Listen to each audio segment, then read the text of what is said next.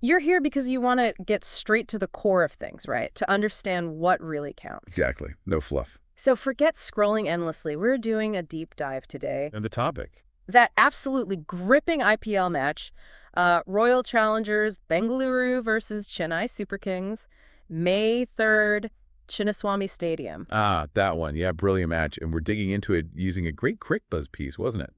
RCB mastered the margins in Chinnaswamy CSK sequel. That's the one. Our mission, basically, is to pull out the key moments, the smart thinking, the little things that decided this incredibly close game. Sounds good. It really felt like a nail-biter right to the end. Okay, so let's jump in. The article kicks off, setting the scene of, well, almost deja vu. It felt incredibly similar to last year's match between them. It was uncanny, wasn't it? Yeah. Almost a mirror image, especially that final over. Go on. Well, May 2024, you had Yash Dayal defending 17 runs. And who's batting? Only MS Dhoni and Ravindra Jadeja. Two legends of the finish. Absolutely. Now, fast forward to this match. May 2025. It's 15 needed. Same batsman, Dhoni and Jadeja. Same bowler, Yash Dayal for RCB. And the same result. And the same result. Dayal gets the win for RCB. Incredible stuff. That's quite something for Dayal himself. The article mentions last year he was sort of the unexpected hero. Right, almost accidental in that final over. But this time, he's the guy they chose to bowl it, the designated closer. That must change things mentally. Oh, massively. Last year, maybe a surprise. This year, definite expectation. The team trusts him. The article calls him the man asked to handle the heat in the kitchen. And he certainly did, which brings up another point. The piece highlights RCB's calmness in that final over. Yeah, that was noticeable. No mad scrambles, no, panicked captain bowler conferences every ball, just trust. It really stood out. That lack of visible panic. It feels different for RCB maybe, especially under pressure. How so? Well, the article points to Tim David just giving these constant low fives, nods, simple stuff. Like, we've got this, you've got this. Exactly. That non-verbal belief. Yeah. It suggests perhaps a real shift in their mental game, which hasn't always been their strong suit in tight finishes. Interesting. Okay, let's get into some of those key moments flagged in the article. First, Dhoni getting out to a full toss. That's unusual for him. Highly unusual. You'd back Dhoni 9 times out of 10, maybe 10 times out of 10 to put that away. Right, for runs. So for him to get out to it, well, it just shows the immense pressure. Maybe a rare misjudgment from the ultimate finisher. Huge wicket for Dayal, obviously. And then there was this weird pause, the impact player thing just before Dayal's fourth ball. Could that actually disrupt a bowler's rhythm? Oh, definitely. In a situation that tight, even a tiny break can throw you off. Gives the batters a second to think, maybe resets the bowler's focus for a moment. And on a night where, as the article says, every little thing mattered. Yeah, that sliver of disruption, as they put it, could potentially have swung things. And it almost did, because then came the no ball to Dube. Yeah, the no ball, then the free hit. Which went for 6. At that point, you're thinking, okay, CSK have got this. It really felt like the momentum shifted right there.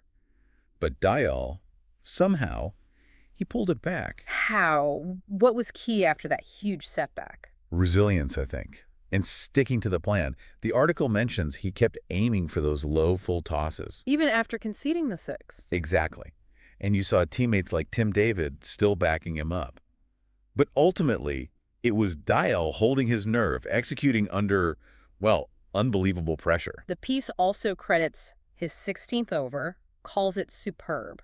So it wasn't just the last over fireworks. No, not at all. That 16th over was crucial, kept things tight, built pressure before the absolute death overs. Gave him a bit more breathing room later. Precisely. It's those middle overs that often set up the finish in T20, and that was a prime example, even though CSK almost chased it down anyway. No, catches win matches, as they say. And there were dropped catches mentioned, Patidar and Njidi. Yeah, crucial drops. And for Njidi, it was particularly tough. Why is that? Well, he was only playing because RCB's best bowler this season, Josh Hazelwood, was out. Ah, right. So added pressure. Definitely. Yeah. Drop a catch, especially if someone like Jadeja, when you're the replacement. That's rough. But then he did get Mahartri out later. A real roller coaster for him, that. Absolutely. Shows how fine the margins are.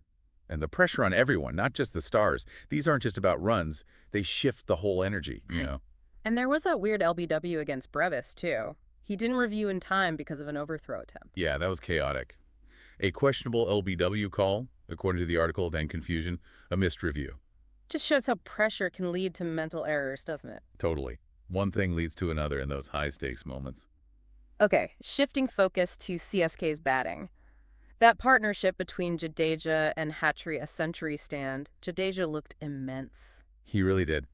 The article called his innings cold and calculated, his highest IPL score. They must have felt completely in control at that point. Absolutely commanding position. Yeah. You'd have put your house on CSK winning from there, probably.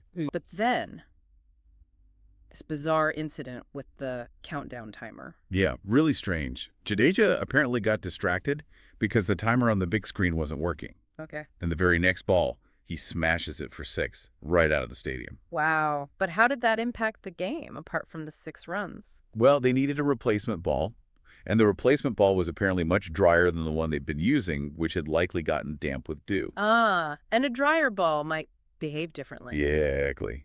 Especially for the spinners. It can grip the surface more. Suddenly, a seemingly random event creates this unexpected opportunity for RCB. Maybe makes life harder for the batters against spin. Which leads us perfectly into the strategy side of things. Patidar, RCB's captain, initially seemed to be sticking with his fast bowlers for the final overs. Standard practice, right? Yeah, pretty standard T20 captaincy. Yeah. Trust your pacers at the death. But Suyash Sharma, the leg spinner, had gone for runs earlier with that wetter ball. And Jadeja was looking good against pace. Right, so it wasn't a straightforward decision. And yet, the article calls Patidar's choice to bring Suyash back bold, 50-50. What was the thinking there, especially with Dhoni now at the crease? This seemed to be where data came in. The piece mentioned Dhoni's record against leg spin since 2020 wasn't actually that great. Really? Against Dhoni? Yeah, apparently quite a high dot ball percentage, nearly 45%, and 9 dismissals against leggies in that period. Okay, so bringing Suyash back wasn't just a gut feeling. Seems like a calculated risk, banking on that matchup, especially maybe with that drier ball now in play. The article also mentioned the different ends at Chinnaswamy. How does that play into things? Right, the ground isn't uniform. The pavilion end apparently has a harder surface, maybe more tennis ball bounce for the quicks. Okay. Whereas the Bemmel end is often better for spinners, maybe a bit slower, more turn. Spinners usually bowled from that Bemmel end. So where did Suyash bowl from? Well, crucially, Patidar had actually switched Suyash to bowl from the Bemmel end earlier, showing some sharp thinking about conditions. But later, the ends are fixed, and Khalil Ahmed bowled the 19th over, a very expensive one, for the pavilion end, the less favorable one for containing runs, especially with that drier ball. Ah, so Patidar's earlier move was good, but the fixed ends later kind of forced their hand with Khalil? Seems that way. And that 19th over really cost him. Part of a record 54 runs in the last 2 overs, the article noted. But before that costly 19th came Suyash's 18th over. Just 6 runs against Dhoni. That was the moment, wasn't it? Absolutely nerveless, even from perhaps the less ideal end for him with the drier ball exploiting that matchup against Dhoni. Huge over. Really swung the momentum back just before the final push. Completely. Built immense pressure and gave Dial something, just something to defend in the last 2. Which just brings it all back to that central theme in the CricBuzz piece. The margins. It wasn't one thing, was it? Not at all. It was all these little things adding up. The dropped catches. The myth review. A ball change. Exactly. Each one seems small on its own, maybe, but put them together, and they dictate the whole game. It's the accumulation and the psychological swings that come with them. And finally, the article talks about the narratives for both teams.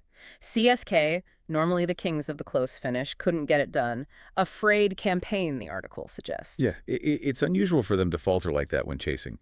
Jadeja and Dhoni needed 35 off 18 balls. You'd back them almost every time. But not this time. And RCB, often the team that cracks under pressure. Suddenly, they're defending totals successfully. Consecutive matches, the article mentioned, suggests a newfound aim. Maybe sturdiness. Handling the pressure better. Even Kohli dropped a catch in this one, so it wasn't perfect, but they held on. Right. It shows even the best feel it. But for RCB to win this kind of game against that opposition in that manner, it could signal a real shift for them mentally.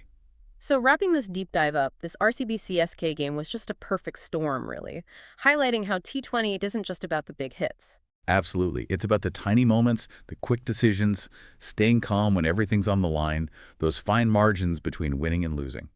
And for RCB and CSK, maybe this match signals a bit of a turning point in their seasons, in how they see themselves. Could well be. A fascinating case study in pressure and execution. Definitely. And it makes you think, doesn't it? Considering how much this huge match pivoted on those little things, the timer, the dry ball, a missed review, what other stuff in high-pressure situations, maybe in sports, maybe just in life, do we underestimate? The small details that actually end up making the biggest difference. Something to mull over. Thanks for diving in with us today.